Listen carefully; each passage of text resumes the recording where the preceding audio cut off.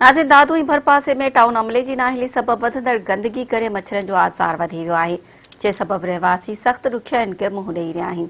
उन हवाले सां ॾिसो था नवीद कुरैशी जी हीअ रिपोर्ट। दादू शहर में मच्छरन जो आज़ार तमाम घणो वधी वियो आहे। केतिरनि बीमारियुनि जनम वरितो आहे। मच्छर माण्हुनि खे खाइनि पिया ऐं माण्हू बीमार थी वञनि पिया। हिन वक़्त ताईं हेल्थ खाते या म्युनिसिपल पारां के बि उपाउ न वरिता विया आहिनि। अचो हितां माण्हुनि खां पुछा कयूं तो सच चवणो थो पए त दादू शहर में मलेरिया ॿारनि खे तमामु घणी थी वई आहे। हिकु त अस्पताल में डॉक्टर लभनि कोन पियो, मलेरिया जो हेॾो वॾो अज़ाब थी वियो आहे। मच्छरनि माण्हुनि खे मारे छॾियो आहे। ही ॿई जेके इदारा आहिनि निंड पिया आहिनि ऐं म्युनिसिपल इदारो रुॻो पेट भरण में पूरो आहे।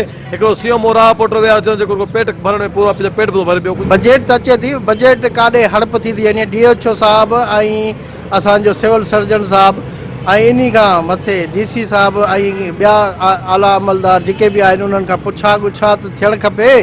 सज़ा ऐं जज़ा जो अमल थियणु खपे। मच्छरनि जो आज़ार आहे ऐं तव्हां हर गली में वेंदो, हर पाड़े में वेंदो, रुॻो मच्छर ई मच्छर। ऐं इन मच्छरनि में बीमारी में जेकर ॿार नंढड़ो या वॾो माण्हू वठिजी वियो त उनजी ज़िंदगी फैलिजी वेंदी। असां DG हेल्थ खे ऐं सेक्रेटरी हेल्थ खे DHO दादू खे गुज़ारिश कंदासीं त इन ते फौरन जो एक्शन खणे ऐं दादू ज़िले में दादू तालुकनि में इहे मच्छर मार जेके स्प्रे कराइनि त वधीक बहितर थींदो। मुंहिंजी बजट अलाए का थिया, पैसा अलाए का थियनि, खातो अलाए का थिया, का ख़बर कान्हे। पर वॾो ज़ुल्म इहो आहे जो हिते किरोड़नि जी बजट ईंदी आहे। माना जेका मच्छरनि जी जेका दवा ईंदी आहे उहा बि किरोड़नि में ईंदी आहे। पर एॾो वॾो हिन दादू शहर जे हिन माण्हुनि सां एॾो ज़ुल्म आहे, एॾो कहर आहे हिन शहर सां जो हर पासे वञो तव्हां त वॾा गंदा तलाउ भरिया पिया आहिनि।